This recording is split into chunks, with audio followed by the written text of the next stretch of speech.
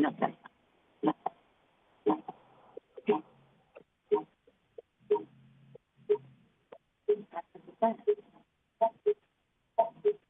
Someone.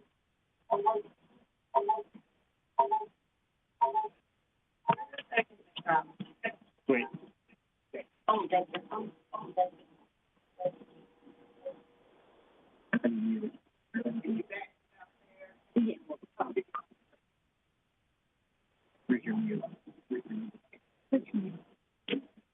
Yeah.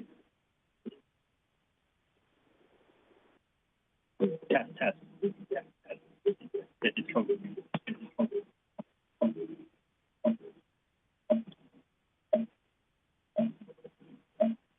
I have no idea.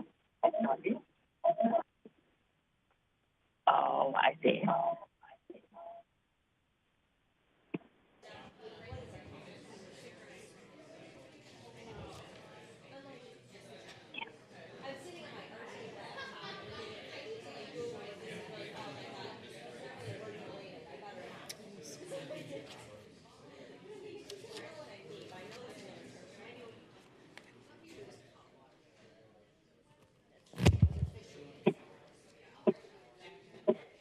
I'm disconnected.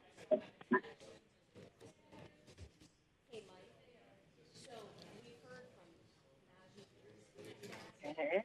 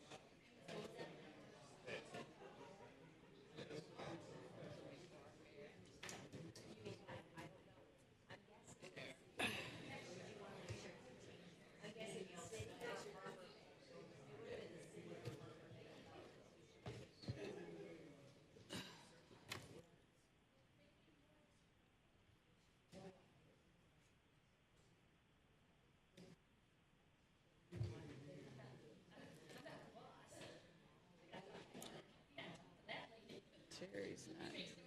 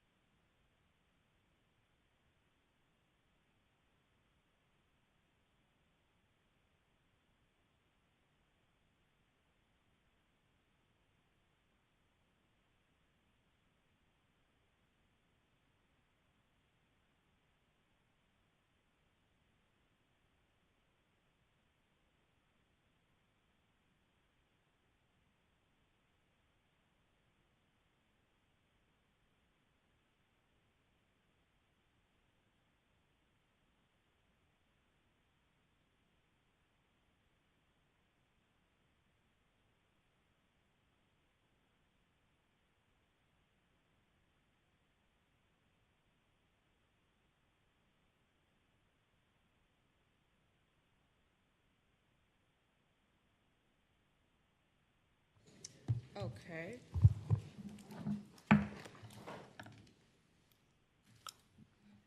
Okay, so we're going to take some things out of order. We're going to do the operational committee first, since the chair of organizational is not here. So if the first presenter you would have to advance the slides to you. Oh, our mayor is here. He is here. Back to the plan. I was ready.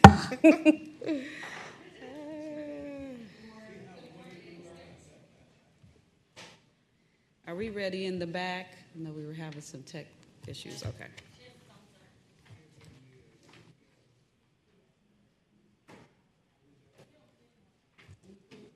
Okay. Sorry, I'm late.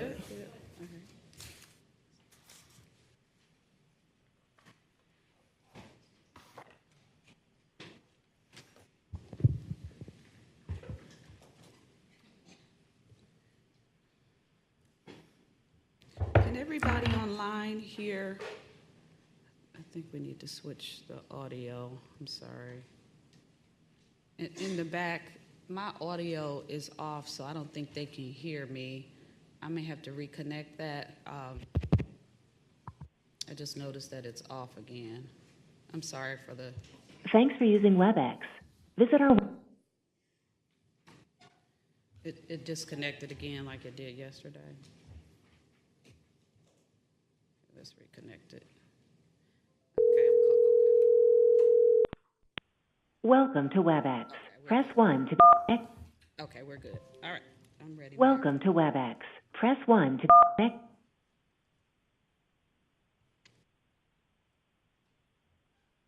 Okay, I think we're all good. Yeah, it's good now. We're ready. Good. Okay. Mayor Biassiata. All right, good morning. Calling the meeting to order of the RTA Organizational Services and Performance Monitoring Committee. All right. Roll call, please. Mayor Biassiata. Here. Ms. Moss. Here. Mr. Sleesman. Here. Mayor Weiss and Ms. Welch. Here. We have 4 committee members present. Thank you. Today we're going to have 2 topics and 5 speakers. The first up is going to be on our RFP on the procurement. And Mayor Beth Feck, Director of Programming and Planning, is going to go over our microtransit program. The floor is yours. Thank you.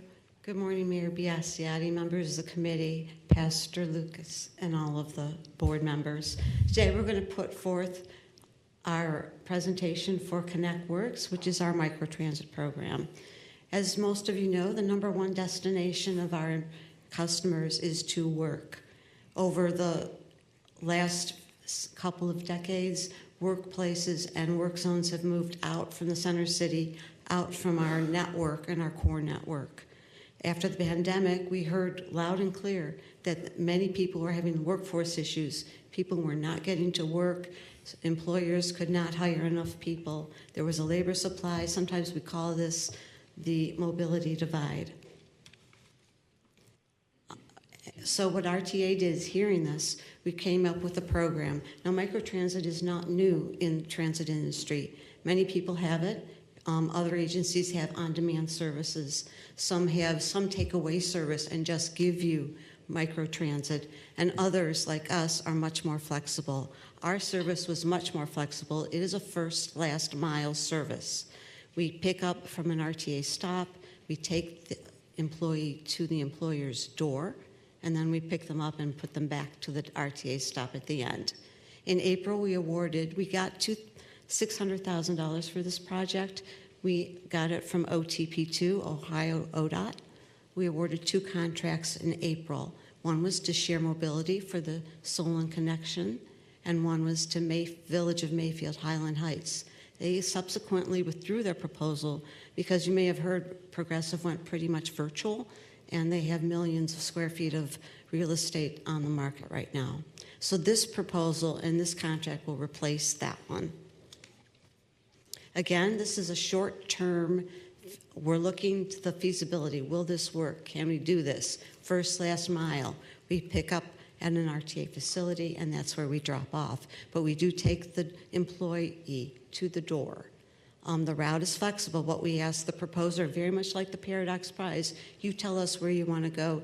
You find the employers, you find the employees, we'll pay half, you pay half. When we did the research, we did talk to our union, and we have an MOU with our union that says we cannot replace RTA existing services. We cannot, the term must be 18 months, which would be December 14th, which is when we started the Solon connection, through June 14th of 2024. It's not, this is what we have going now. It started on December 14th. Many of you were at our celebration. We have 4 participating employers in Solon. And so far, after 70 days of service, we had given 1,000 rides. We've avoided 250 car trips, and we've saved 400 passenger miles. So we're working towards, and we have 3 other prospects for other employers on the books. The new pilot will be, again, $300,000, matched 50-50. Employers are going to pay $3 per month per employee for this service. They will also provide Uber services trips for only emergencies. A lot of times in this type of service, people want to know if their kids get sick, if they can get home in the middle of the day. This takes care of that. A beeping noise will indicate when you are on with the host. This is in the Aerozone, which I'll describe to you later, which is the center of it is really our Brook Park Rapid Station. We also have bus service along the lines around there, and we have the airport station. When we asked economic development officials in this region, where is the job shortage? Where can we work with employers? Where do they need the most help? What we normally got was University Circle, which is so well in our network. Downtown Cleveland, again, well served by all of our rail and bus lines. Solon, which we have our evaluation project going. We also heard the Aerozone, and then, of course, Mayfield, Highland Heights. So this is 100,000 jobs in the Aerozone. In the last 10 years, they've seen 11% job growth, and they continue to grow. There's, as you can see, 1,100 acres of land, and the economic output just in this area is $4.5 billion. It's a big area. 7 cities, City of Cleveland, Fairview, North Olmsted, Middleburg Heights, and they go on and on. It has the airport, NASA Glenn, Moen, Cisco, huge employers, along with a lot of other employers in that area. Wait, I want to just say another. We've also had ongoing conversations, weekly meetings with the Aerozone. They're really working to make this area better, get people there. We're talking to the airport right now about concessions, getting people to the concession stands in time to open them before the airport opens. So we've really got a very good relationship with the Aerozone. The Aerozone is a CDC, if you will, and they're going to help get their employers and their industries involved in this program. So I will let Sean talk about the procurement now. Thanks, Mary Beth. Good morning, Mayor Biassiata, Reverend Lucas, committee members, and members of the board. My name is Sean Becker. I'm a program contract manager in procurement, and I was in charge of leading this procurement for procurement. So the RFP was issued on February 15th, 2023. It was accessed on the GCRTA website by 50 interested parties. Proposals were due on April 20th, and 2 firms submitted proposals. Proposals were evaluated from members of OEO, ADA, and DEI, External Affairs, Paratransit, Service Management, Programming and Planning, Legal, and Procurement. So the panel used the following evaluation criteria to score those proposals: the partnership, the general plan and project approach, the operating plan, and the budget. So the recommended firm, as Mary Beth mentioned, is Share Mobility. They are based in Columbus, Ohio. They're proposing servicing the Aerozone and Brook Park area. They are currently operating a pilot out of Southgate Transit Center in Solon. They are a leading provider of mobility as a service solutions, and they have a track record working with private employers to create commuter programs for employees. They have extensive experience working with local transit authorities and governments, including Chillicothe Transit, CODA, the City of Dublin, Cuyahoga Community College, and us, GCRTA. So our recommendation, staff requests that Organizational Services and Performance Monitoring Committee recommend to the Board of Trustees the award for microtransit program services to AV Auto Media, Inc., doing business as Share Mobility, in a total contract amount not to exceed $300,000. And at this time, we'd be happy to entertain any questions you may have.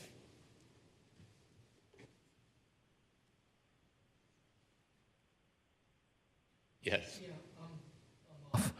I was just looking,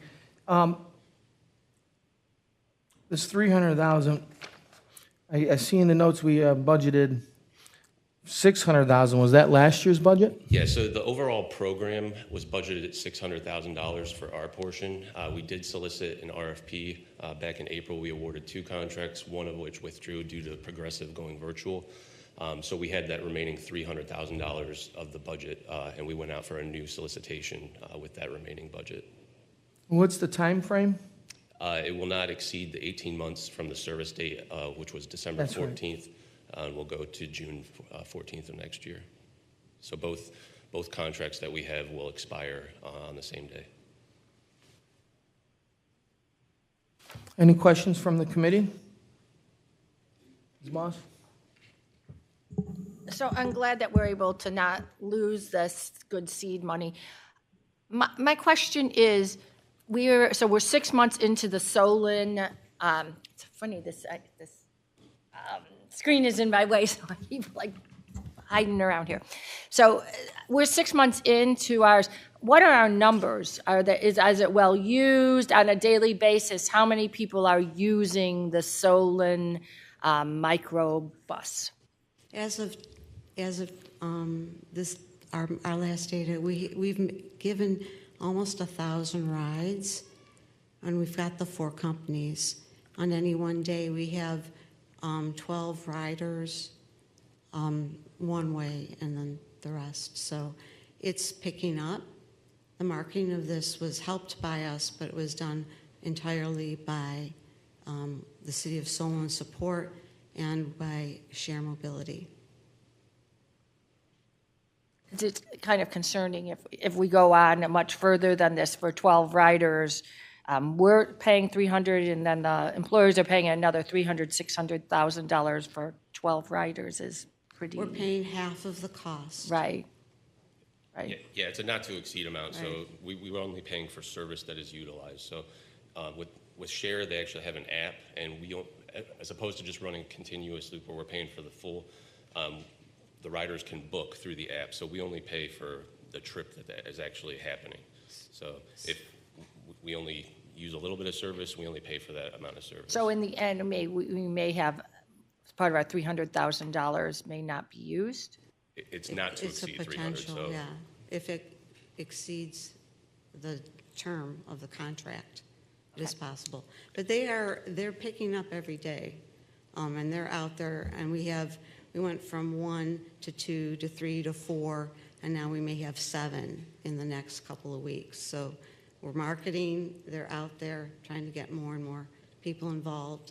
They also came up with a new way. The $3 per day per employee was a new costing method that they use, which has really worked for them.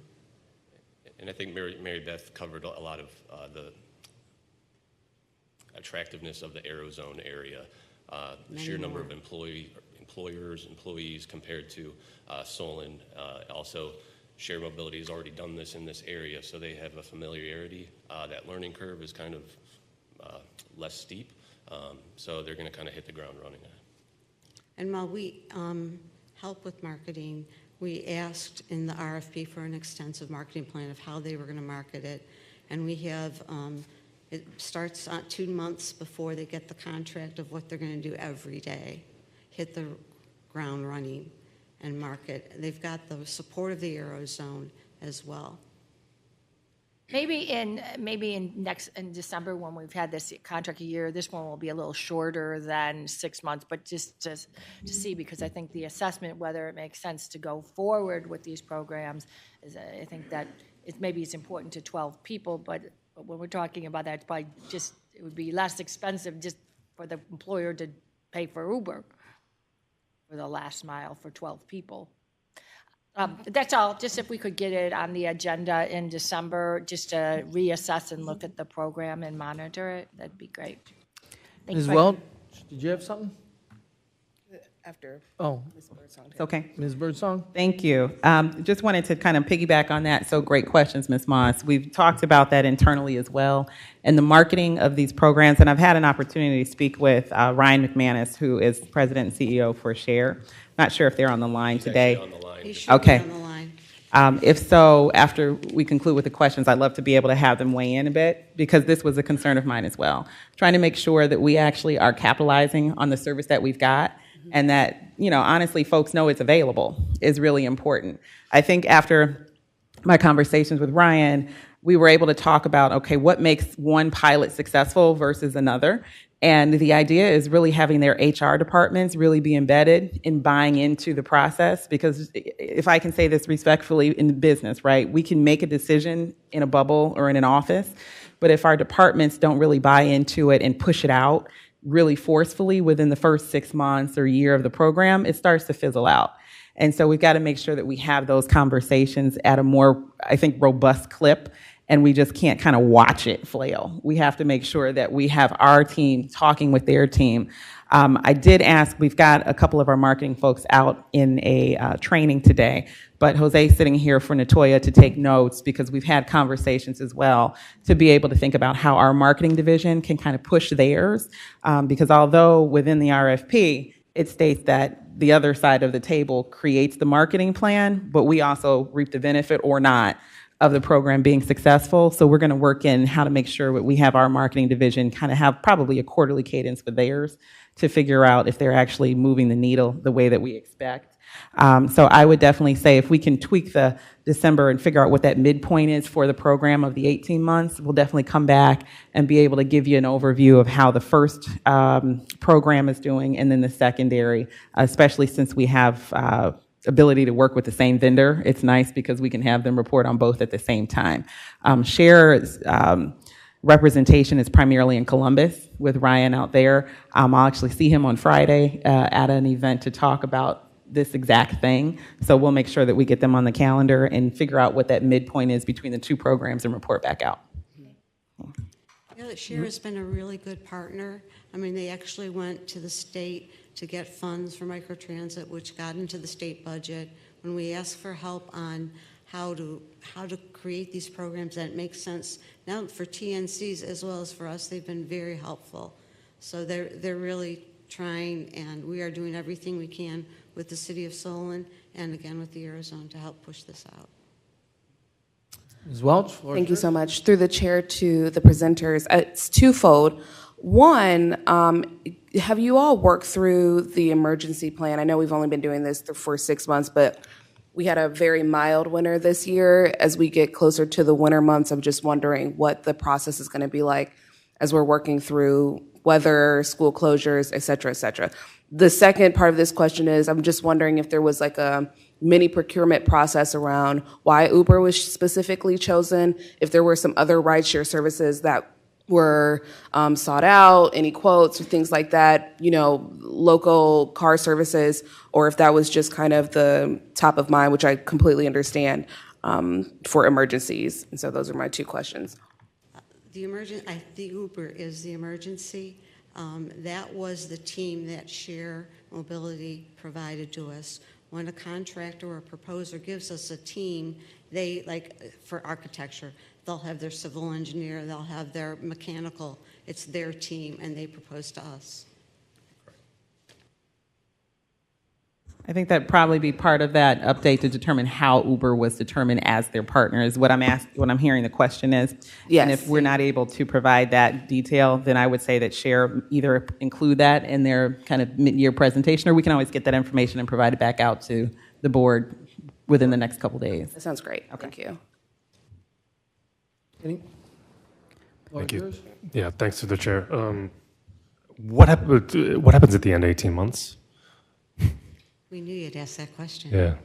We'll reevaluate and see if, per our union, we'll bring it in-house if we decide to proceed with the service. So somehow we will bring it in-house. We do have a grant that we just submitted for additional funds for microtransit to ODOT. And if we bring it in-house, would the expectation be that there were still some kind of either cost share or a fee for the employers that are using it? I can't tell you that. We would have to determine that then? evaluate it. Okay. And then, so that $3 a month per employee that's charged to the employers for this, that is collected by us or Share or? Share. Okay. Thanks. They only bill us for half. Any further questions or comments? Ms. Birdsong? Yes, thank you. Just to be able to say that this is absolutely, it's a good questions and great discussion today. So this is kind of our first bite at the apple. We're really excited about trying to see how we can work through all of the tweaks and everything. And as you can see, there's quite a few. Making sure that we have our union membership that's on line with this, so to speak. We've got Scott Ferraro, our labor representative in the back, who makes sure that we are constantly in conversation with the union. A lot of the hesitancy, quite honestly, especially when I have conversations and we have conversations at the international level for microtransit, is that you have external folks doing union work. That's the idea. And I do the air quotes because it's work that's in progress, right? We're not sure that it's ours yet because we really don't know if the demand is out there. But based on our conversations that we had with local officials and politicians and business owners and mayors, that group, especially in Solon, for example, was really adamant that the need was there. And rather than spend federal dollars and kind of build it and hope they'll come, this is a crack at trying to provide the service according to what we were told by the business community is needed at specific times. So we end up putting the service out there, and quite frankly, it's really on them as well as us to make sure that people know about it, but then it's on the business community to make sure that they encourage their employees to take it. If it's not successful at the end of that 18 months, and that's where the halfway mark analysis really is important, and then probably about 2 months or so before the end, we will review it, really compare it to the standards that we have for our own service planning to make sure that we've got enough kind of bodies in the bus to make it make sense before we absorb it. And if it's not successful, that's the risk that the third party took. However, I think that's a lesson for us to make sure that we can actually make sure it works. But it's really a trial by fire and trial and error to make sure that we put our money where our mouth is to make a good faith effort on behalf of the agency for the business community. And I think it's hopefully a good lesson for them. Their pockets may be, depending on the business, a little deeper than ours, but to make sure that they actually spend their money wisely. And then hopefully we'll get a pilot that has a good threshold for ridership, and then we can work on absorbing it and kind of have a guaranteed ridership built into our system. That's the hope for it. I guess I want to make sure I didn't come off too negative. I think that we have to try these things, and we find them, we experiment them. In the past, we've played with this a little bit before for. I'm the only one that was here. Maybe Reverend Lucas was, but we did have people like vans. We would have people from areas, and then it just kind of went away. And I hadn't really thought about it until we started talking about this micro. It kind of disappeared. But I think that the board just should be apprised of that. And we don't know what works until we try. So this is. We got a lot of good funding for this. We have employer buy-in, and I applaud RTA for trying this because we're always talking about that last mile, and that's what we keep hearing about. So until we try it, we don't know what works. So I do appreciate all the effort. Through the chair, Mr. Mayor Biassiata, Ryan from Shared Mobility had a few comments he wanted to make. All right, Ryan, the floor is yours. Thank you. I appreciate the opportunity to come and speak to the board today. My name is Ryan McManus. I'm the CEO and founder at Share Mobility. What I'm trying to accomplish with my company is to get employers to contribute to mobility. And with the first program in Solon, we're taking those learnings and bringing them to Brook Park. We're trying to accomplish two things. One, get companies to pay for employee access. And two, when HR promotes transit, rider increase. We started out with the program, and for the first 2 months, we tried to get employers to pay and we struck out. But one of the things that makes Share Mobility excellent is that we use our data to evolve programs, and that's how we came up with $3 a month subscription model. It allowed small companies and large companies to participate, and we've had a lot of success in that. And now we're going to be able to duplicate that program in Brook Park. At the end of this, 18 months from now, success is creating enough unions that evolves into a fixed rep. I was really thankful that we had union leadership for a launch event in Solon, and this is a great example of public-private partnership connection. But I would know bigger success in being able to hand off one of our routes to a large bus that RTA is operating, because there's other areas that we can turn to microtransit. Addressing a few of the questions, one was on the emergency plan. I think there's maybe a little more detail you can do on there, but we plan to operate anytime RTA is operating. We would need to maybe support employers that require employees to show up during those occasions, and maybe that's where emergency rides come in. In regards to why Uber was chosen, Uber approached us.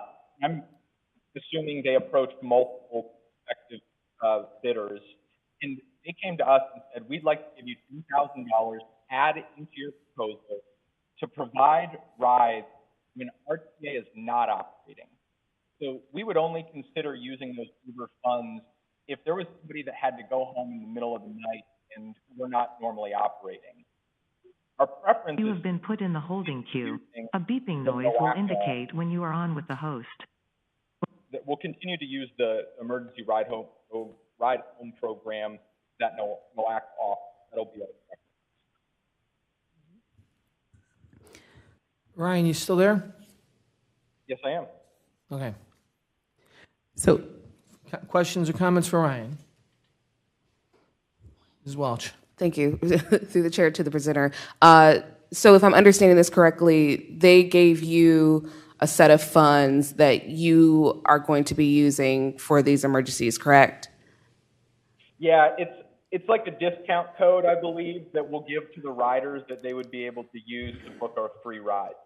And have you already begun using these for emergencies? I'm just curious.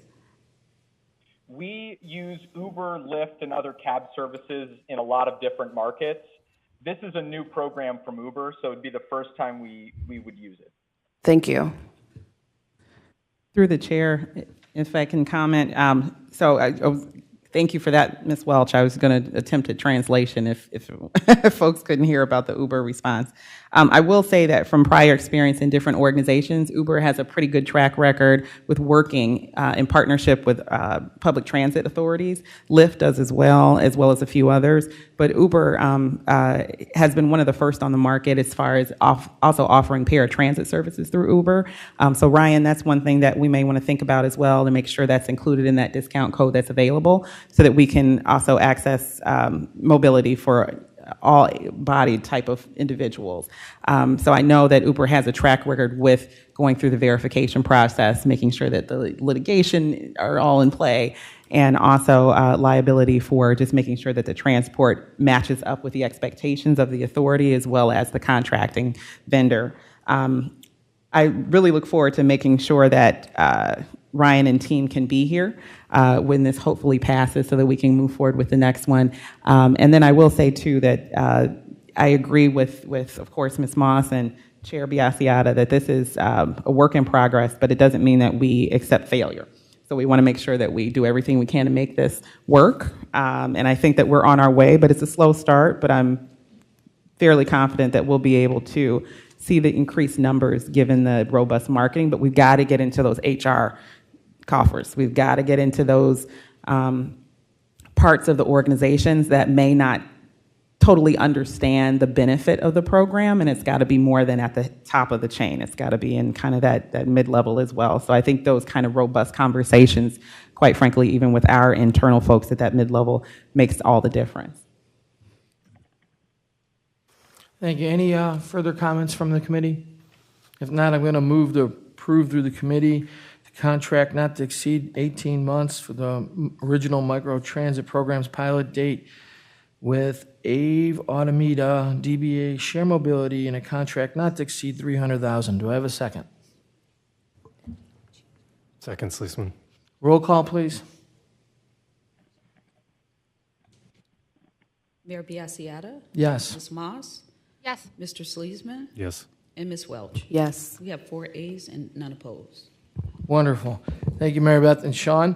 Thank you. We're now going to move on to our second topic for the committee today, and it's another procurement, this one an IFB, for our magnetic fair media. And our first presenter will be Ellen Powley, Director of Revenue Collection. Actually, I'm Matt Davis. Okay. My apologies. Not up. Floor is yours. Good morning, Mayor Biassiata, Reverend Lucas, committee members, and members of the board. My name is Matthew Davis. I'm with the Revenue Department, and I will be presenting the IFB for Magnetic Fair Media. RTA began using magnetic fair media in 1995 with the Sensibill Fair Box, and we later migrated to the Odyssey Fair Box, both from Gen Fair.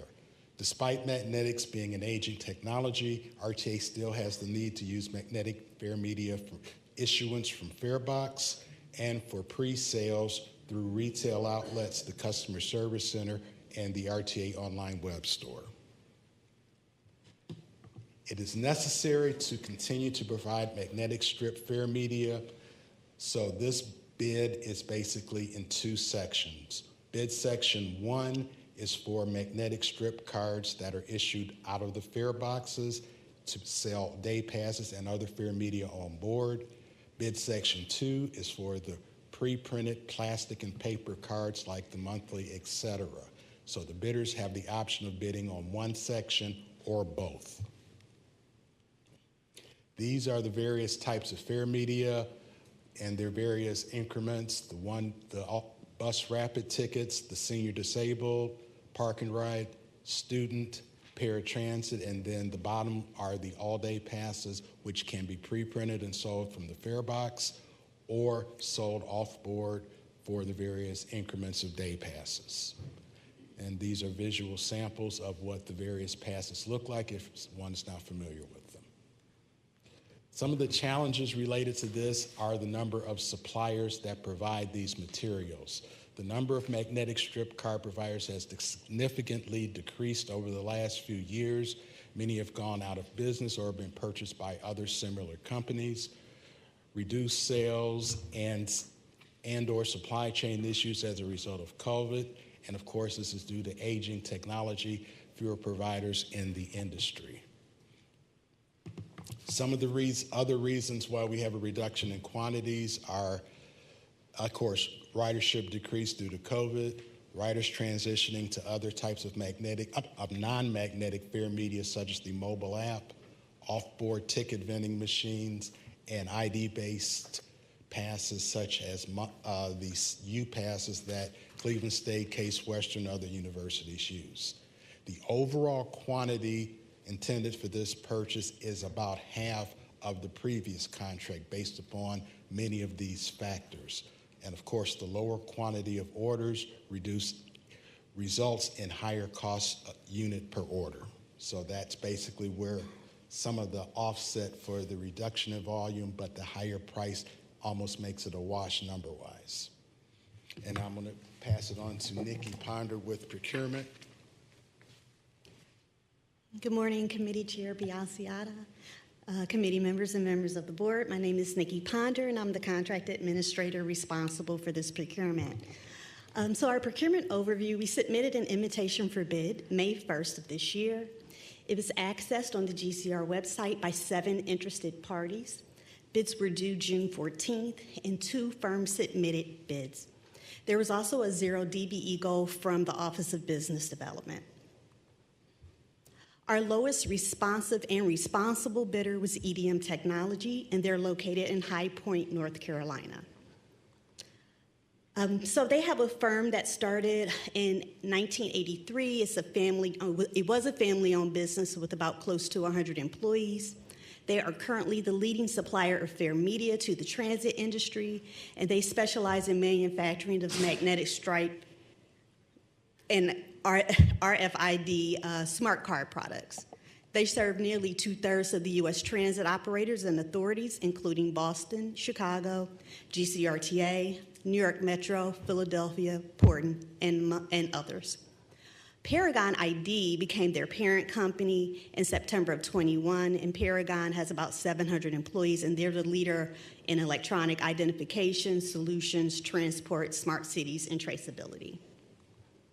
The recommendation, our staff requests that the Organizational Service and Performance Monitoring Committee recommend to award EDM Technology, Inc. for magnetic fair media in an amount not to exceed $650,865 for a 3-year base with 2 1-year terms not to exceed $226,573.50 for a total contract of $1,104,012. And at this time, I'll answer any questions. Thank you. How do we get our magnetic fare cards today? Which company? They are from EDM, I'm sorry. All right. And we only had the 2 bids, but that relationship's been working fine. Correct, yeah. We got about a bid and a half because the bid was split in 2 sections. EDM bid on both sections, and then we had another vendor bid on the first. So is the use, in your presentation, very thorough, thanks. Was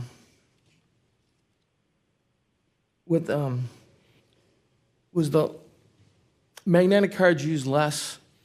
Did they decrease by a greater rate than our ridership during the last few years for COVID? So like the apps and other forms of payment are growing. Let's just kind of get an idea. I don't have an exact figure, but yes, the apps have grown, especially when we switched to the EasyFare app. That definitely has had an increase of usage versus magnetic cards. Okay. Because that's kind of what we're hearing here is that the price, even though we're using less of the product, the price went up because there's not as many people in the industry providing this type of product. That's accurate? Correct. So I've also done some research outside, and I'll be happy to share the links with you. But through various transit magazines, authorities are moving away from paper tickets, magnetic tickets, going to mobile apps, the smart cards, the taps. So New York Metro, they were planning to stop using electronic media, the magnetic media this year. They extended it for 2 more years to 2025. And there are several authorities that have stopped using the technology. Gotcha. And I can send you that. Do we have any sense that 7 people were looked into this, but particularly with Section 2, we only had 1 bidder? Why the other 6 may not have been interested in putting in a bid? So when I reached out, I think some were just curious. I reached out, 1 person responded back, and they said they just don't do that type of ticketing. So when I reached out to different vendors, I picked anybody that did fair media, magnetic media, printed tickets. It could be concert tickets. I mean, I just took a stab at whoever was out there and got 2 responses. Now with the previous vendor we had in EDI, Paragon bought them 1 and 2, 2015. I gotta look at that. They bought Magnadata in 2015, and then Paragon bought EDM in 2021. So it reduced the market of vendors that we had. Gotcha. Any questions from my committee? Comments from the administration or anything? Yeah, absolutely. Floor is yours. Thank you. To the presenters through the chair, just 2 quick questions. One is a math question on the option years. I noticed the amount that we're authorizing do not exceed doesn't. Section 1 and Section 2 don't add up to that amount, and I was just wondering. Okay, I'll relook at the math. Okay. And my second question is, given that magnetic fair media are kind of an aging technology. Can you give us a brief recap of what our transition looks like, what we're thinking in terms of future years, shifting to smart cards, more mobile media, how long we think we'll still be using magnetic pair cards? I'm going to defer to Alan Polly, Director of Revenue. He's more familiar with some of the newer aspects. Good morning. That is a topic that we're going to have to breach as we move forward with our current mobile app. So as we implement account-based ticketing, smart cards come on board, we'll look at which magnetics we can possibly phase out, which ones we have to keep. It seems like there's always going to be a need for these cards because we have the employer-based programs that order the passes, and that is the best way for us to get those out to them that's cost-effective. However, as we move into the smart card, it may behoove us to kind of transition and force that change for everyone. So it'll be evaluated. It's already being considered right now. We're looking at where we can go in the future and how we can phase out of magnetics. Thank you. Any further? Just one comment, if I can. I see the fingers going, and I was doing that myself. If I could have our financials folks and procurement folks just kind of weigh in on the costing, I believe, and I could be incorrect, that the way that the contract should read, and it should be accurate as written, $650 for the initial base 3-year, and then you have options that would not to exceed additional 2 years, 2 years. and that's the 226 number. So if you add So that's twice. Yeah, right, per year. if you've got the 650 and then the additional 226,000 twice, you end up with the 1 million So it's number in the two bottom. 1-year options. Sure. Correct. Sure. To clarify my question, I assume that the 1-year options are the sum of the Section 1 and Section 2 bids, which would be $453,147 per option year. So the base is the 635. I don't have the numbers in front of me. So the base is 650, and there are 2 1-year options. Each option year is 226, 573.50. So that would be 226 times 2. Yes, but why are the 1-year options not the sum of the proposed prices for Section 1 and Section 2? I can get back to you with the math. I'm not sure if that's. Let's do this. Is my question clear? I you don't think, have to solve it today. Yeah. I just want to be clear.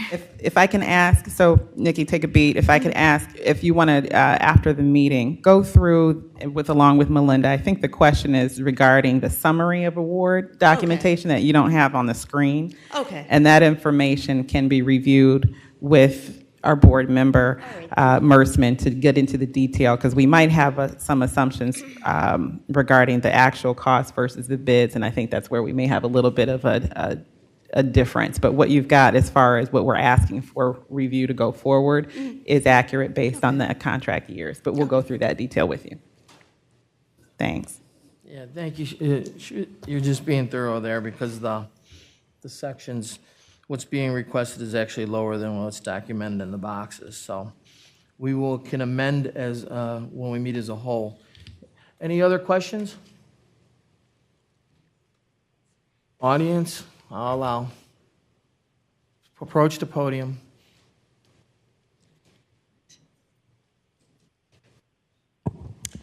Good morning, everybody. When it goes to the fair medium, there is an issue also I wish doesn't matter board members or our hardworking staff, please consider that. Due to COVID-19, we do have lots of people, they lost job, lost housing, lost whatever. So we actually have more people right now going through hardships. Either they will go through some of the well-known social service agencies for help, or they are falling into homelessness already. For these organizations to help these people to go out to find housing, jobs, lots of time the transportation issue is on public transportations because the federal law all the way down already changed how social workers can take their clients to places those rules have been changed for a certain amount of time already, even before COVID-19 actually started. This is the reason why the medias right now currently we use as the paper. Lots of people consider them as paper. This old technology, unfortunately, is the mainstream source for people to go around. Even they have a smartphone, social agency will have no way to help them to purchase the bus fares through an app. They could only come to GCRTA paying the full price, which they actually have very little budget for, to acquire these bus cars in order to give out to clients. There's no way for them to know who's coming here today asking for how many, because these things can be complicated. Not only job, housing, also healthcare. So sometimes you may have one person needing fare cars on different days. And there's no way for them to estimate how they could do that through the app. So please consider that. Thank you. Your point's taken. Anything from the remaining board members? If there's no further discussion, I'm going to move to approve their committee to contract with EDM Technology for magnetic fare media an amount not to exceed $650,865 for the base 3-year contract, an amount not to exceed $226,573.50 for each of the 2 option years, for a total contract amount not to exceed $1,104,012. Do I have a second? Second. Roll call, please. I'll do the roll call then. Ms. Moss. Ms. Moss. Oh, yes. All right, Ms. Mayor Biassiata? Yes. Ms. Moss? Yes. Mr. Sleesman? Yes. And Ms. Welch? Yes. You have 4 ayes and none opposed. Thank you. I'm going to move to adjourn. Do I have a second? Second. All in favor? Aye. Aye. Meeting is adjourned at 9:53. Thank you. I'm going to call to order the Operational Planning and Infrastructure Committee. Teresa, roll call, please. All right, Ms. Welch? Present. Ms. Moss? Here. Mr. Joyce? And Mr. Sleesman? Here. We have 3 committee members present. Thank you so much, Teresa. We actually have 5 presentations today before we move into our public hearing for our tax budget. Our first presentation is going to be given by Brian Timming and Anne-Marie Pevish on the RFP procurement for architecture engineering services for East 79th Street Light Rail Station reconstruction. The floor is yours. Thank you so much.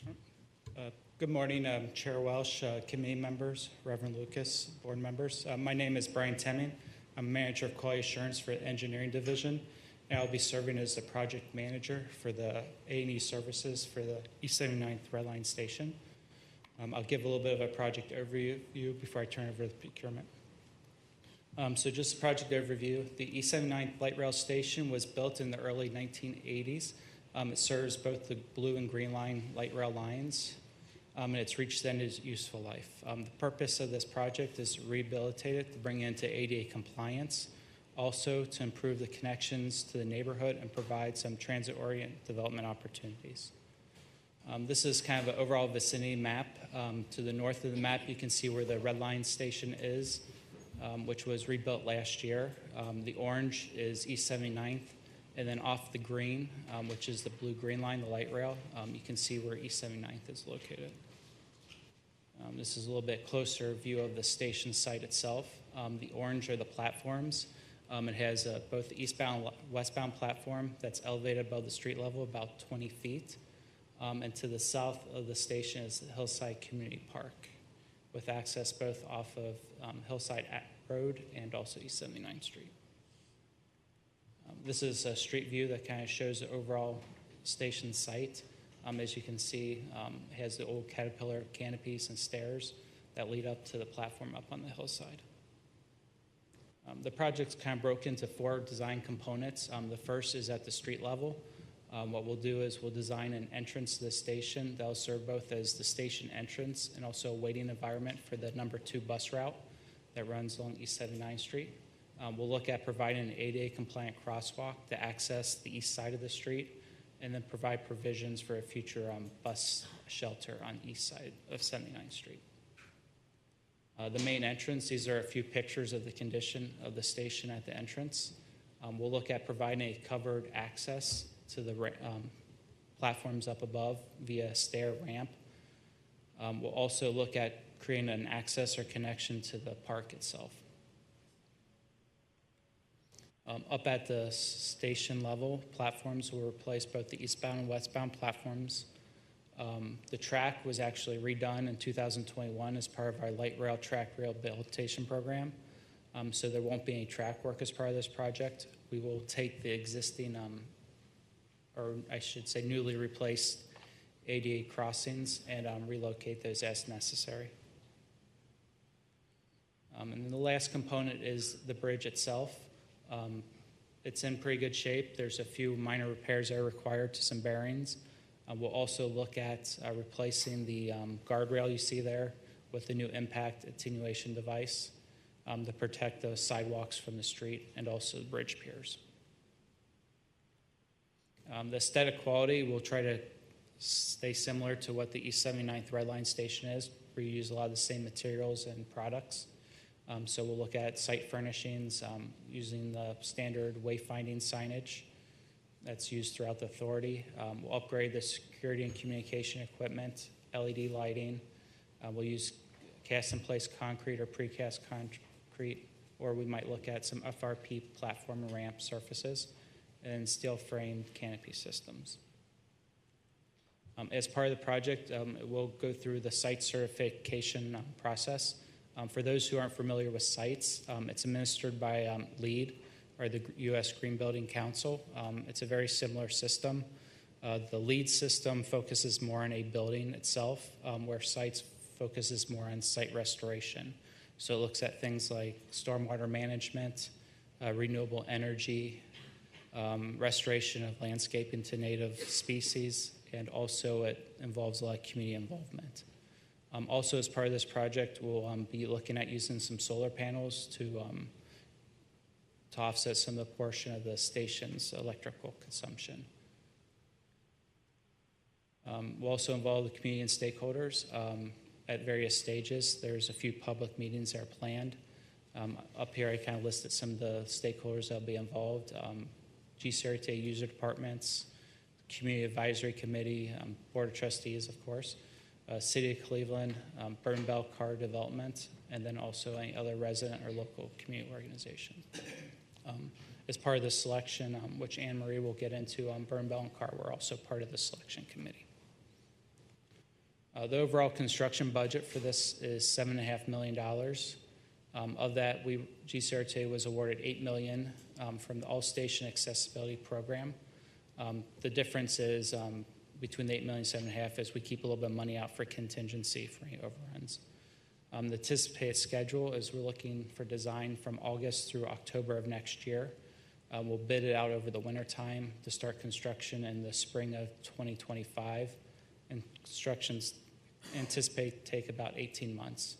So we'll go into September of 2026. With that, I will turn it over to Anne Marie. Good morning. My name is Anne Marie Prebish, and I am the contract administrator for this procurement.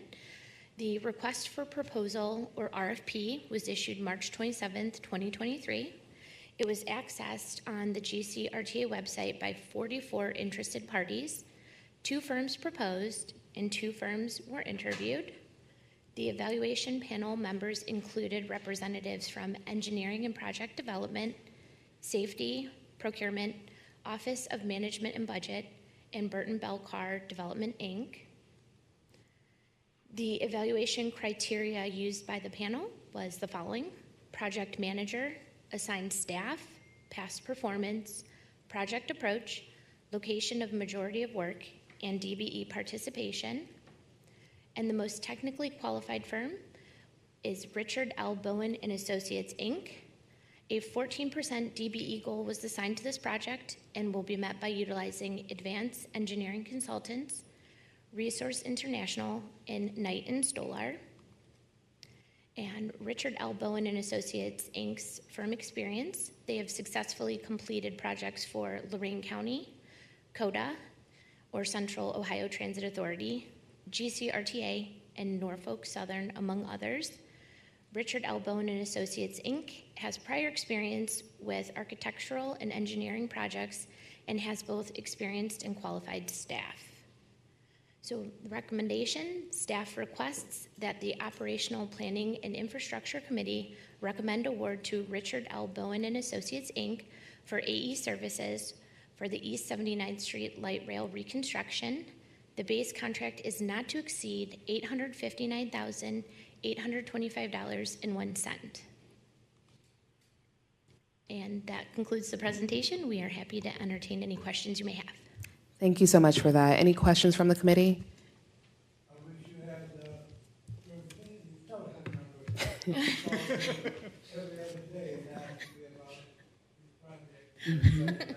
Yeah.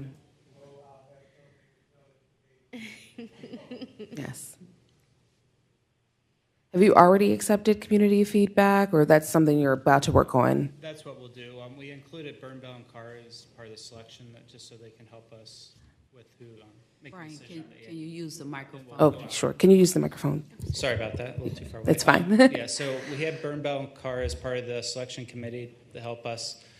But then as we go through the design at early conceptual, we'll do some public meetings just to get community feedback as we move forward. And the specific type of feedback that you're looking for from the community, beyond the expertise that you already have, obviously, but just... Yeah, what we'll do is come up with a few conceptual options, kind of show those to them, just to get an idea of what they think, things we're missing, things that we should include, things they don't like, stuff like that. Fantastic. Any other questions? If I may? Yes. Yes. Ms. Bursong-Terry, and then we'll go to Mr. Sleesman. Absolutely. Just wanted to ask Mike Shipper to give about 30 seconds on the certification for sustainability. I think we're silver for this project, just so for historical purposes, the board understands the significance of that. If you want to go back to that slide, whoever's got it. Sure, Ms. Birdsong and members of the committee. Part of our sustainability policy and program that we have is for our major station projects that we achieve some type of silver level of certification. So we did use sites for the two listed there. As Brian mentioned, that's more appropriate for this type of open air construction. They have 10 different category areas that are assigned points. And our target is always to target a silver level. Many times our design teams will come with design elements that maybe preliminarily are at the high silver or low gold. Because when we implement the program and actually get it certified, we usually lose a few points. So that's our target, and even if we don't make silver, we always make certified.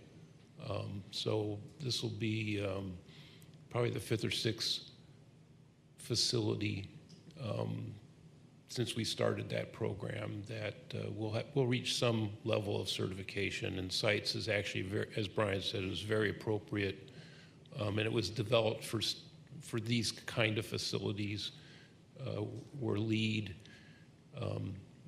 targets maybe a building envelope where you have a lot of HVAC and electrical and other things. We don't have any of those elements here. So the sites is a pretty good program and very applicable for what we're doing. And I think when we did Tri-C, we were, the first or second site certified in the state.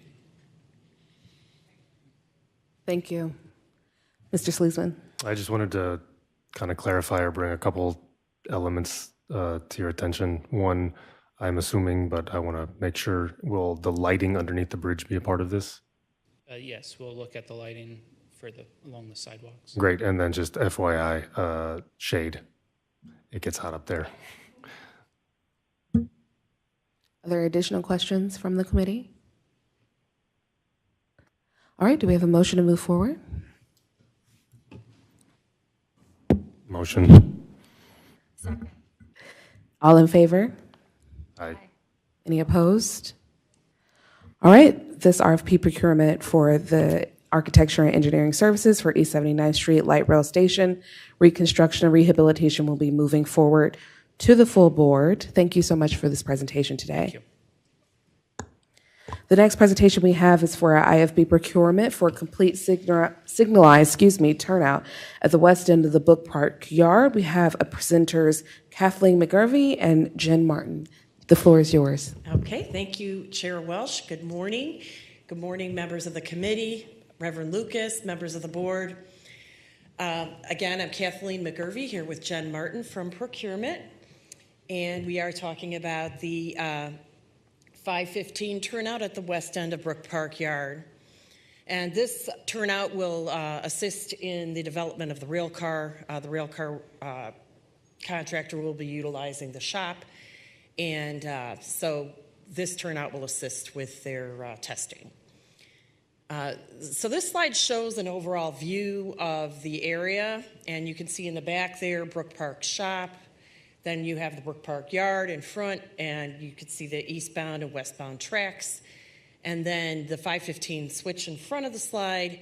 And then if you keep coming forward, that will be the airport. And you don't see the airport in the slide, but it'll be in front of 5:15 switch there.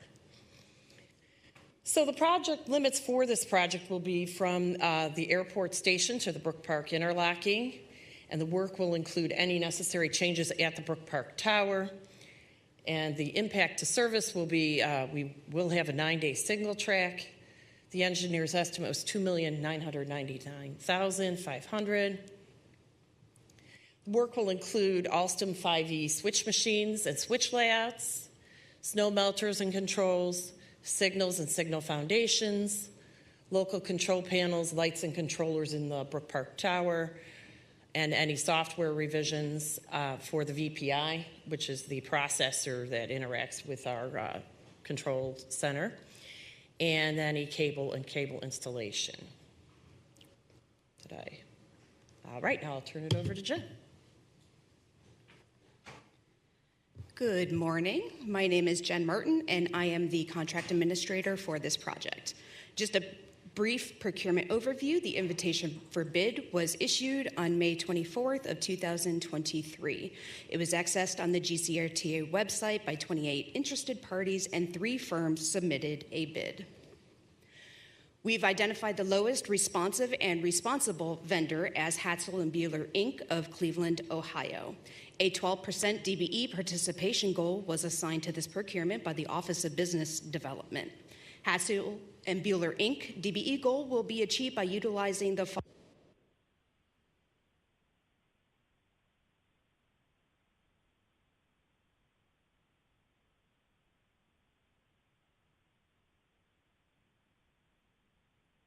I'm sorry, did the light turn off? It should be green. Okay, are we good? Okay, thank you.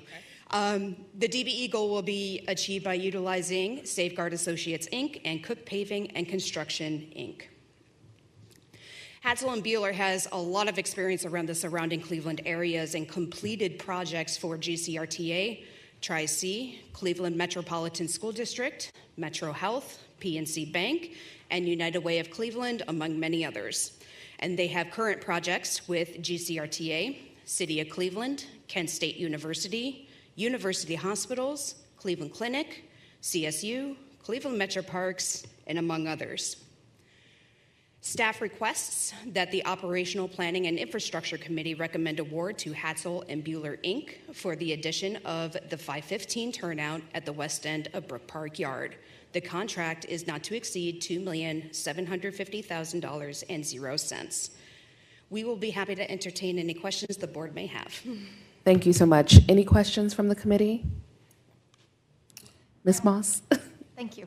I only really want to have more of a comment is I like that we had 3 bidders, and I like to see that they're kind of close together. That tells us that our estimate was good and that we're below estimate. So I applaud you. Thank you. Thank you. Any additional questions, comments? Do we have a motion to move forward? Motion to move forward. Second. This motion will move forward to the full board for the IFB procurement for the signalized turnout at the west end of the Brook Park yard. Thank you so much for that presentation today. Thank you. Up next, we have an RFP procurement to obtain professional related services necessary to perform testing and reporting on an on-call basis. Today we have presenters Kathleen McGurvey and Lou Catalucci. The floor is yours. Thank you. Thank you, Chair Welsh. Again, we are presenting on the on-call testing and reporting contract for this year. And the purpose of this project is to provide laboratory testing, special inspections, field testing, and as needed, and then to report results. Some of the testing that would be involved here could be concrete testing, weld inspections, asbestos testing, that sort of thing. And then there's so many kinds of testing that we might not even think of here, but usually these testing agencies can handle many kinds of testing. Oops. Okay, so the work will be by task order assignment, and the total task orders will not exceed $200,000 over a 24-month period, and it will include both bus and rail project assignments as they come up. Anticipated assignments include special inspections that are required per the Ohio Building Code, geotechnical investigations like soil borings, environmental testing, environmental phase 1 and 2 reports, and other testing as required. And now Lou will present on the procurement aspect. Good morning. I'm Lou Catalucci. I am the contract administrator for this project. This request for proposal was issued on May 1st, 2023. It is accessed on the GCRTA website by 18 interested parties. That includes primary consultants and subconsultants. 2 firms proposed and 2 firms were interviewed. Oops. This was a Brooks Act procurement where a group of RTA panelists evaluate the technical proposals submitted. On our evaluation panel were members from engineering and project management, the Office of Management and Budget, Office of Business Development, Management Information Services, and Procurement. Evaluation criteria: project manager, the assigned staff, past performance at RTA and on other projects not at RTA, the project approach, the location of majority of work, and DBE participation. Our recommended vendor is ECS Midwest LLC out of Brooklyn Heights, Ohio. There is a 5% DBE goal, which will be met by utilizing Denise's flagging and construction services. ECS has experience and has successfully completed projects for the Cuyahoga County Public Works, the Northeast Ohio Regional Sewer District, and the City of Shaker Heights, among others. The firm was established in 1988. They have an experienced and qualified staff, and they have a local certified testing laboratory. The staff requests that the Operational Planning and Infrastructure Committee recommend award to ECS Midwest LLC for on-call testing reporting 2023. The contract is an amount not to exceed $200,000 for 24 months.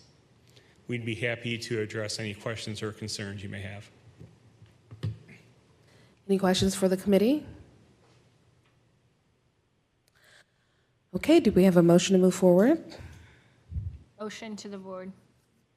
Second. All in favor? Aye. Aye. Any opposed?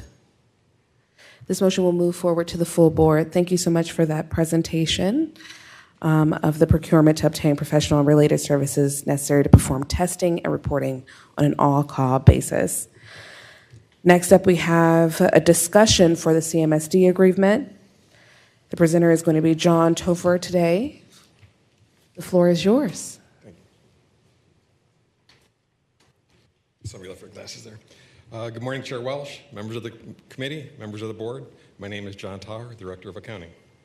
I'm here to present to you an intergovernmental agency agreement for the student transportation for Cleveland Metropolitan School District. Since 2006, CMSD has partnered with GCRTA to purchase discount student fares. As in the past, CMSD wants to make public transportation available to its students enrolled in grades 7 through 12. This agreement will be for the school year 2023-2024, which begins on July 31st and ends on June 18th, 2024. This is a volume-priced agreement in the amount of, the expected amount will be $1,270,000. It'll be for approximately 747,000 rides. And this is based on better information that both CMSD and GCRTA now have. This agreement will only apply to CMSD students that have these ID passes, and this is an example of the pass with our magnetic strip on the side of it. And this pass, unlike in the past, will have no blackout dates since CMSD will be paying per ride, every ride. So some highlights are, this agreement states that GCRTA will supply 13,000 of those picture ID cards so that CMSD can put the student's picture on them. CMSD will make 10 monthly payments to us. We will perform reconciliation at a quarterly basis and provide CMSD for the actual rides, and we will issue a bill or get a credit for those true-up of the rides on a quarterly basis. And any tickets, any student tickets provided for service above and beyond this contract will be at the $1.75 per ride. So in conclusion, the staff will request that the Operational Planning and Infrastructure Committee recommend to the Board of Trustees the approval of the Intergovernmental Student Transportation Agreement with CMSD for the school year 2023 to 2024. Any questions? Is there a time limit on that? Mr. Lucas, can you hit your microphone, please? Reverend Lucas. Is there a time limit on these student passes? No, there will not be a time limit. Unlike in the past, there is no blackout dates. They could use them for holidays, you can weekends and evenings. Since they are paying for a per ride, every time the student swipes that card, it will be revenue to RTA. They can use it in the evening? Correct. 24 hours a day? Correct. This is different than they've done in the past. In the past, we've had the blackout dates. I know it was a little different today. Yes. Yes, Ms. Moss. So these are students. Correct. And they are going to lose those passes. So what is our plan about that? Are they able to shut, do we know that much that we can actually shut it off? Yes. So they in the past, just like in the past, we have the ID cards we give them have a code on them, and they will know that John Smith has this ID, and if he loses it, revenue has the ability to shut it off, and then we'll issue him a new card, and CMSD pays for that card. That's good. Great. Thanks. I want to thank you so much for this presentation. CMSD and our educational ecosystem is also obviously very important to me. How we're servicing our students and families are very important to me. I'm glad that we're opening up the window for them to use these cards. I mean, so many of them have after-school jobs. They have extracurriculars that they're a part of. And so opening that up gives them the full opportunity to one, not only ride RTA, but take advantage of the other services that we have at CMSD. So thank you so much for considering that. Yes, Ms. Bursong Terry? Yes, and I know that gives everybody consternation. Terry is good. Okay. My husband will appreciate that. Yeah. I wanted to apologize for any dinging. Team, silence your text if you get anything. If you hear dings, it's because we've been trying to make sure that we verified one quick thing, because I think it's germane to both John's presentation and the previous Fair Media presentation. As you can tell, we're all type A personalities, so we don't want to let anything go unturned while we have your attention today. I'm going to actually pass it over to, I think, Tony and Raj to start to just give a really fast, if I could limit you guys to a minute apiece, the question about Fair Media and going toward more of a mobile ticketing platform. I think we're seeing certain trends, and I just wanted us to be able to kind of comment on that because it does affect both the CMSD back and forth as well as overall Fair Media purchases. Okay, thank you, India. Members of the board, those listening online, this is Raj Gautam. Just wanted to highlight that included in your monthly package, we do give you a revenue report that breaks out the different classifications of how the cash is collected. So you have cash fares, you may have U-Pass collections, and mobile ticketing. I don't have the June numbers handy, but the May report On a comparative basis, on a year-to-year basis, mobile ticketing was up 19% when compared to 2022. So there is definitely a trend, a transition to the electronic means. Thanks, Raj. And Tony, I think you've got the June. Yes, for the folks online, this is Tony Garofoli, Internal Audit. As the board knows, we do a 100% review of revenue collections on a continual basis with our computerized script. And for the month of June, we saw that mobile ticketing was approximately 42% of total revenue for the authority. So it is trending up, and as Raj says, that each month we're gaining some ground in the mobile ticketing area. Thanks to both of you. So I thought that was important enough for us to hijack your meeting for a second to give you that information. And then, John, I know yesterday during Dry Run, we talked about the idea of potentially on the horizon, right? Thinking about maybe having students being able to scan at some point. And this is something that's right now is a dream for us because we have to make sure that we've got the software and the hardware to match up hearts and minds, and also to make sure that we have that availability to kind of train people on how to do that. But to your question about will they lose the pass, the answer, yes. I'm learning that with children lately. They lose a lot of things. But being able to think about how to utilize and leverage technology in that space, if you could just give us a quick update on have that been part of the conversation for future years. So two things. Starting last year, CMSD wanted to go to an electronic pass. That didn't work on two parts. Didn't work for them, didn't work for us because we didn't have the fare media or the boxes in the buses yet or all the trains. And they weren't ready for it either. Although they wanted to do it, we wanted to do it, they couldn't do it. And that gave the ability for CMSD to know where their students are at all times. They still have not gotten that far, and we're not quite there yet.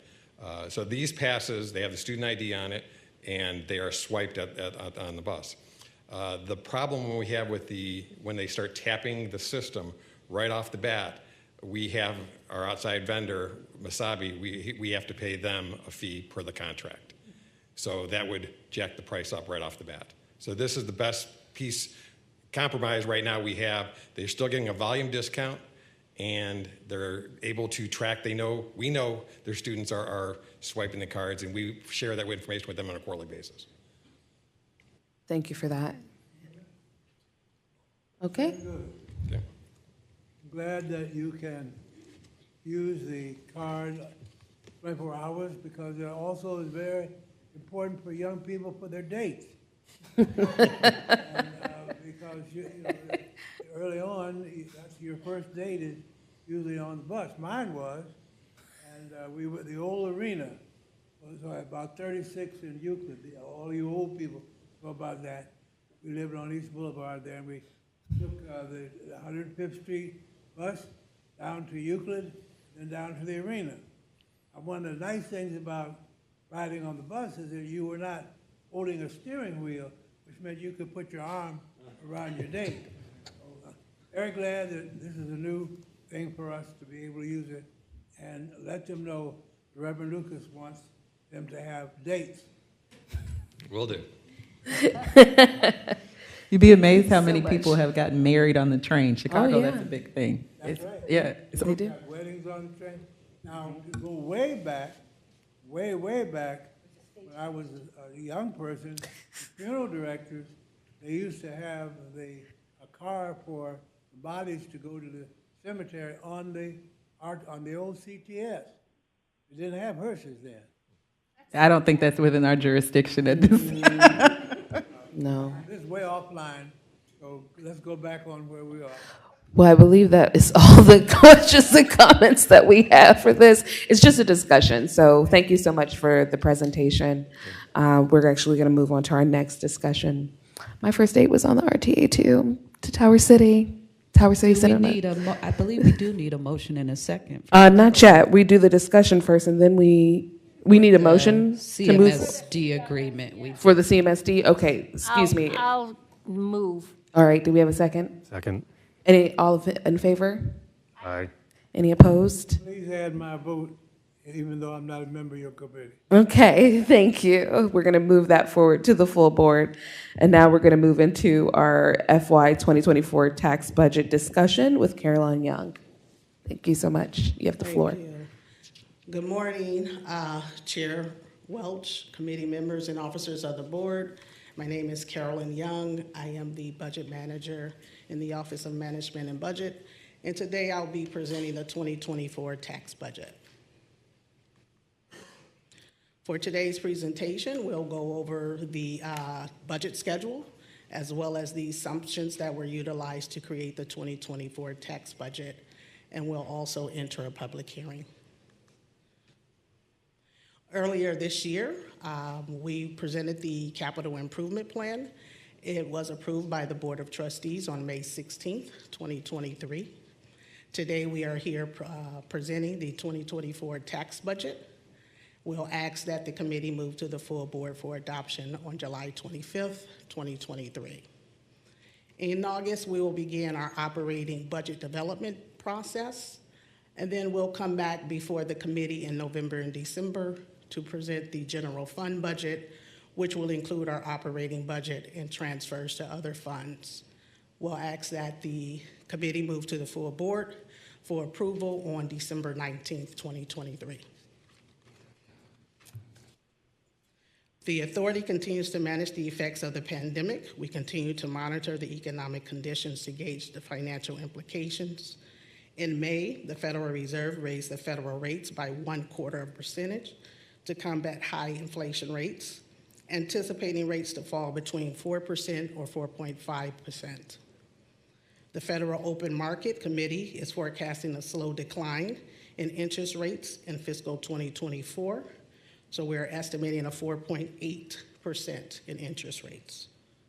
Ridership and sales and use tax are projected to increase at a modest rate in 2024. Currently, the authority has received an average yield of 4% on its cash investments. Wage increases are largely contractual with ATU, and we are projecting increases in 2024.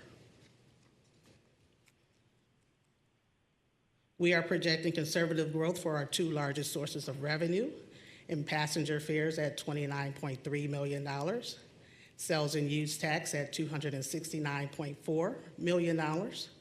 We're expecting $5 million in operating reimbursements, of which $1 million will be kept at a low rate in order to utilize those funds for our capital projects. We're also anticipating $13.5 million in revenue stabilization to be transferred to the fund to ensure 1.1 operating reserve. Total revenues are estimated at $321.9 million.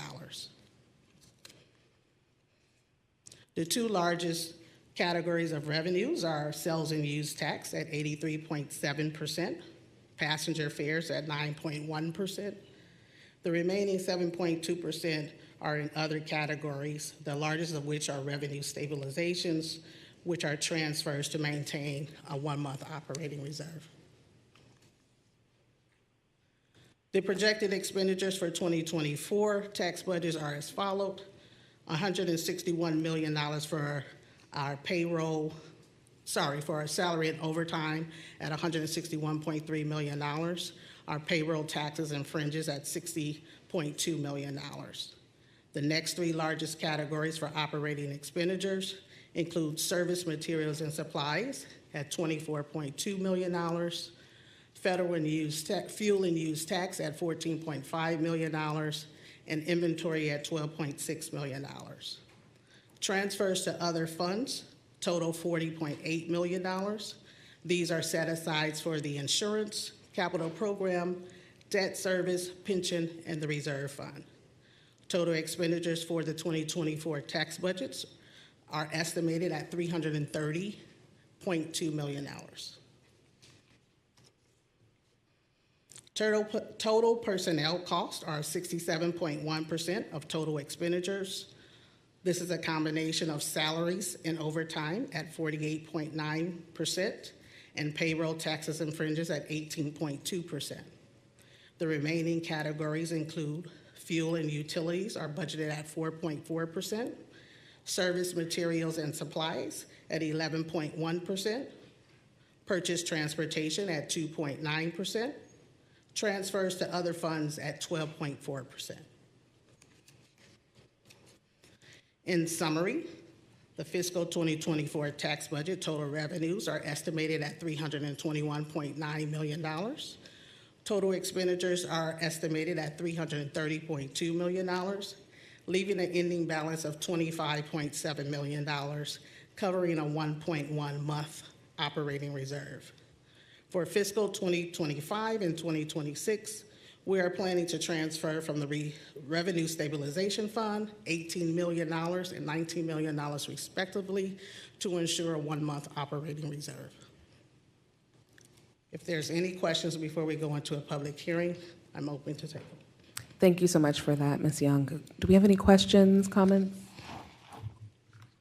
I just have one question. When I was looking at this last night, is there a way that we can get a copy of last year's? Just, I want to like compare the budget from last year to this year. Yes, we can get that to you.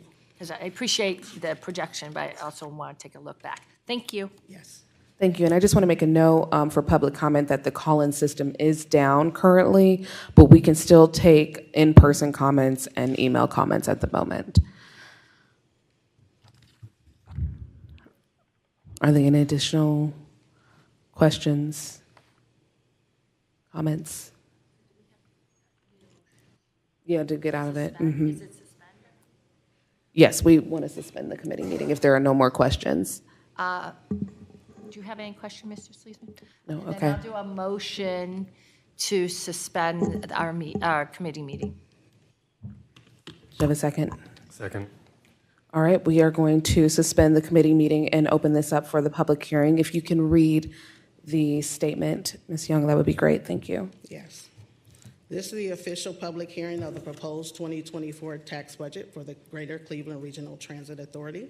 The information for the 2024 tax budget has been made available for public inspection on the authority website, Twitter page, and Facebook page. Public notice of this hearing has been given by publication of legal advertisement in the Cleveland Plain Dealer on June 18, 2023, and the call-in post on June 21, 2023, as well as by posting of notice in the first floor lobby of the authority's main office building, at the Customer Service Center in Tower City Rotunda, RTA Facebook page, Twitter page, and on the intranet website.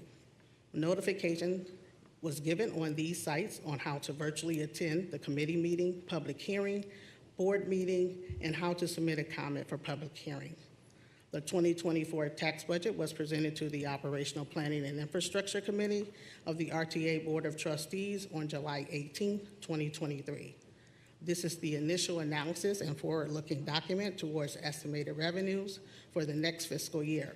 This is the first step and valuable tool in budget development process. The 2024 tax budget estimate revenues at $321.9 million. Sales and use tax receipts are projected to increase by 2%.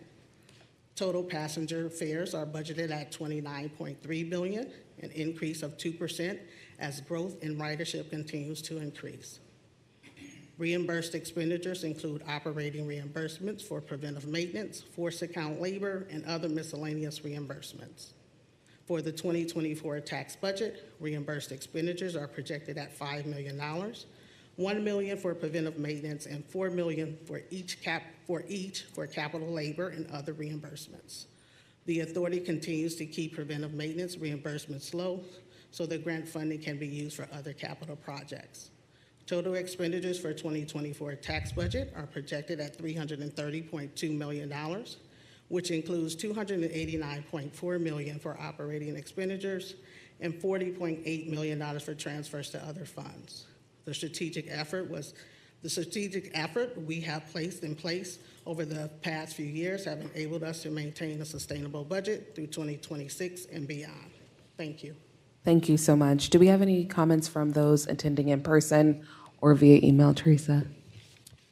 Currently, we don't have any emails. Okay, thank you so much. In person, yes. You can step to the podium.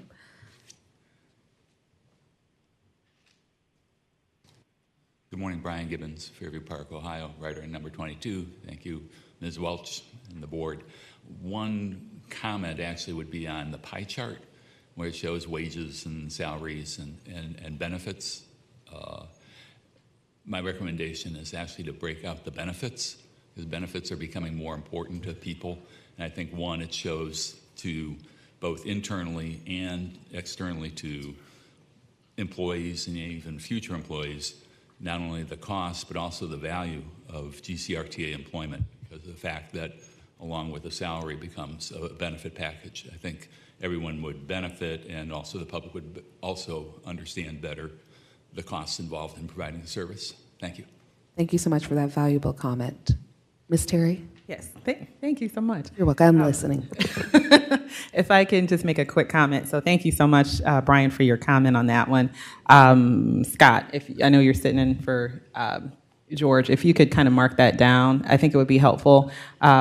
If I'm not mistaken, HR normally gives kind of an update on an annual basis to the board. We can include that information because we've been very intentional about making sure that we can market the positions that we have open, and part of that is kind of advertising the benefit package. And to your point, if folks don't understand the niceties of working for RTA beyond just what the salary is, then it's hard for us to be able to get legislative support, so on and so forth, and buy-in from the community. So we can definitely include that and break that down that way so it's not lost. Thank you. Thank you. Any additional comments? Yes.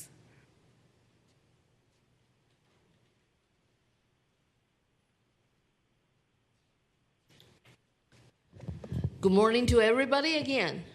Good morning. Mr. Gibbons has a very good suggestion, which is something Lou has in mind, because lots of people still need this service, but they also question the service, the quality of the service, and how GCRTA actually is there for us or not, that kind of thing. So increase the transparency, the level of transparency actually is very helpful. And not only is it easier for people to understand GCRTA has been making effort, that also can show GCRTA is taking care of, for example, the union workers.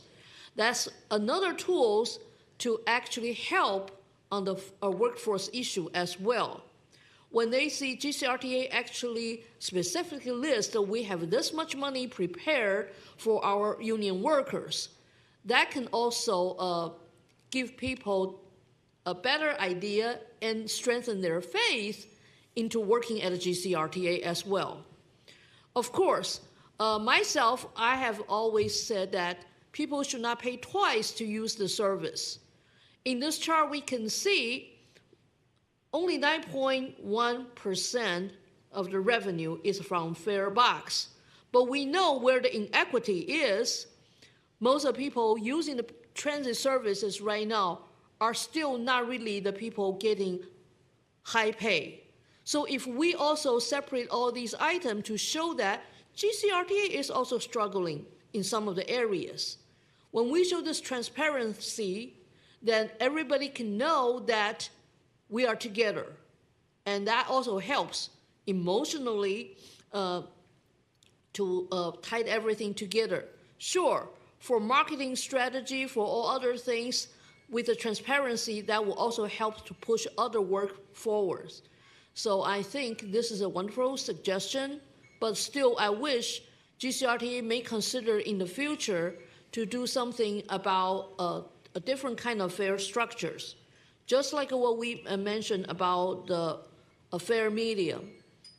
I'm sorry, Lou. Lots of the people cannot really adjust as quickly as the reality maybe calls. Thank you. Thank you so much for that. I was like, what is this going off over here? Thank you so much. Is there any additional comments, questions? All right. I've had one question. Yes. Doc Caver, what percentage of the workforce is unionized? 89%. There we go. We always say that, and Doc, that's he had to say that out loud for the record. I think, Lou, we appreciate that, and that's the percentage of the workforce. So the support from a financial standpoint definitely goes to that, and we appreciate that. So we'll make sure we highlight that. That's Doc's favorite stat, so I had to make sure he said that to you. Thank you so much.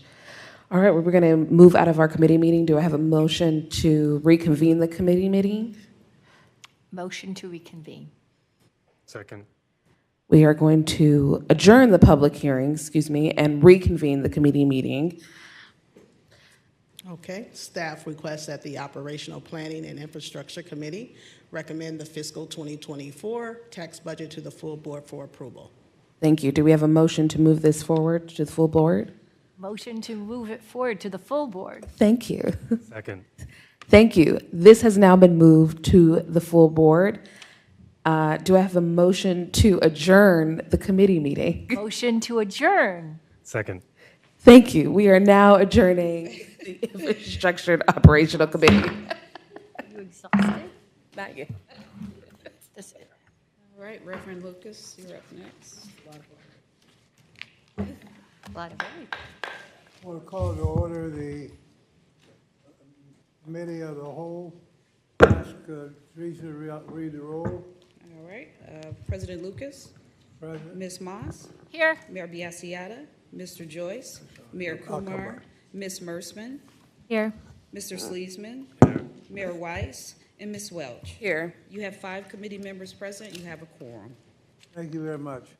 What I want to do, I know this will be in the record, but whenever we are having the Committee of the Whole, I would like to ask now the people who are representing heads of department and so forth to register in so that we know who is here and who is representing who.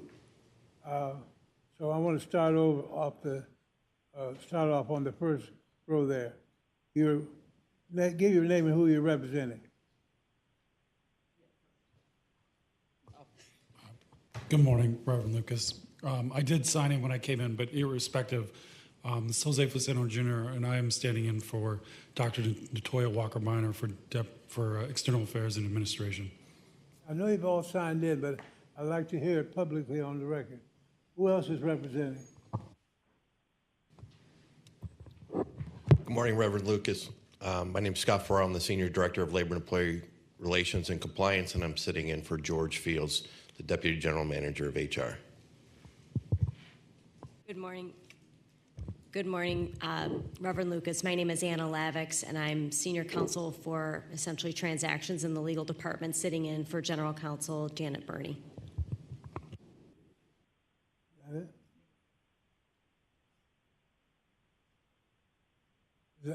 Is that it? All right, thank you very much. All right, today we're going to, Dawn, what would you do if someone else would even try to take over your job with these books? But we're glad to see you, and the floor is yours. Thank you very much, Reverend Lucas, members of the board. I'm Dawn Tarka, one of the attorneys in the legal department. Today we're here to speak about 3 different provisions from the code book. By way of background, the code book was codified, the board's policies were codified in 1989, and we are undergoing a review so that we can update those policies and bring them in line with the authority's current operations. The policies are subject to review and revision every 3 years. The first provision is related to workers' compensation. This is one of those provisions that is located in both the code book and the personnel policies. The recommendation is to simply remove section 644.11 from the code book and leave it with no changes in the personnel policies. The second provision is professional society memberships. This provision was last reviewed in 2013, 10 years ago. The proposed language for our changes were included with the committee memo in your board packets. You can see the exact language there. First, we're recommending removing section 644.14 from the code book because it duplicates personnel policy 400.14. We've recommended some changes to accommodate the fact that there have been increases in license fees, registration fees, membership dues for our professional employees. This provision applies to employees whose job duties require them to have a license, such as attorneys, engineers, accountants, internal audit professionals. For example, as an attorney, the responsibilities that RTA requires of me cannot be performed without a license from the Ohio Supreme Court. So RTA pays that license on behalf of employees like myself. Similarly, it's beneficial to RTA to have professional employees participate in professional organizations. Again, for an attorney, the example would be a bar association. One of the benefits RTA gains from its attorneys participating in bar associations is that you can obtain reduced pricing for the continuing education requirements that are necessary for attorneys and other professional employees to maintain their licenses. That's what this is primarily geared towards. The approval amount, because of the increase in membership fees and license registration fees, has increased. We're recommending to increase the limit for those to $1,000. Then our last provision relates to two sections of the operations code. Under transit amenities, section 1014.01 currently requires 50 daily boardings at a bus stop in order for a shelter to be provided. And the recommendation is to change the policy from 50 to 30. That would make approximately 30 to 40 unsheltered stops eligible for a shelter if the site conditions allow. And this change would support the strategic plan to provide shelter and amenities at our stops.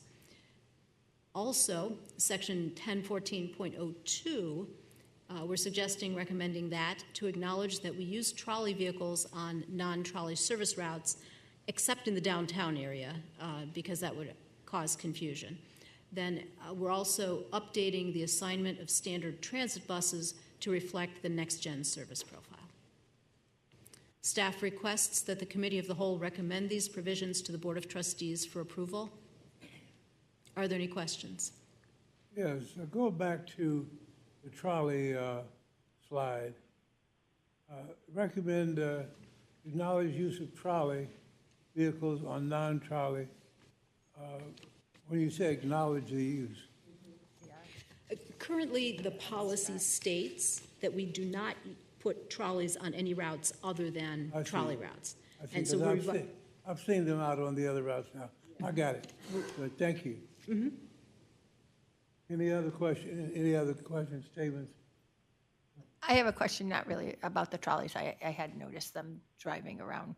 I guess that's because we have less trolley routes than we used to, right? But anyways, my question is really more about not only licensing fees. Is your licensing fees covering people's CLEs? Is that $1,000? Could that be, because that's not a membership and it's not a licensing fee, would it cover CLEs or is that covered in another way? So that would be in layman's term, continuing legal education, but I think auditors have that as well, and CPAs and engineers also have this continuing education component. Continuing education costs are covered under training rather than under this provision. All right, anything else? Is there a motion needed for this? Is there a motion to need, or is there just information? We're recommending that the Committee of the Whole recommend these provisions to the Board of Trustees. All right. May I have a motion? Do we need a motion for each? Can we do them all together? We're doing them all together or each one? If I can ask, Anna, I'm not sure if there's a legal way that we should do one or the other. If we want to be on the safe side and do them individually. I would recommend individually since they are individual resolutions. All right. All right, let's do one. Which is the first? Workers' comp. Workers' camp, we have motion? Motion. Second. All those in favor, aye? Aye. Aye. Thank you very much. Next one? Professional society membership. Motion. Second? Second. All those in favor, aye? Aye. Third? The trolley transit emergency vehicle. Motion. Second? Second. All those in favor, aye? Aye. Aye. Thank you very much. Thank you, Dawn. All right. Anything else, Dawn? Motion to adjourn? We have a motion to adjourn. We have a motion to adjourn. I'd like to see Garofoli and Dr. Caver at the end of the meeting. Anything else? All those in favor of adjournment? It's never debatable. Aye? Aye. Never no. Thank you very much. It's a joy to be in the service one more time. God be with you till we meet again.